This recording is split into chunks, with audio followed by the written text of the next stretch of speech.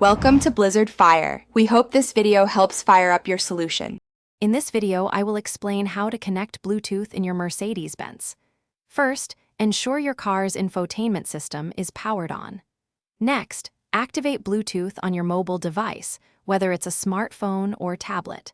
Then, on your Mercedes Benz display, navigate to the phone menu. This is your starting point for establishing a seamless wireless connection. Now, within the phone menu, look for an option like Connect Device or Add New Device and select it. Your Mercedes Benz will then enter a discoverable mode, ready to be found by other devices.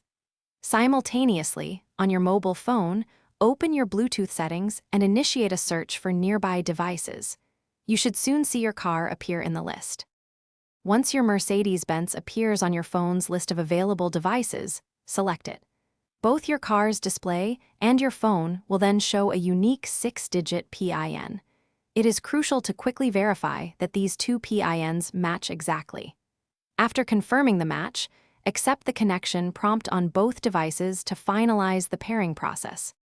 Congratulations! Your mobile device is now successfully connected to your Mercedes Benz via Bluetooth.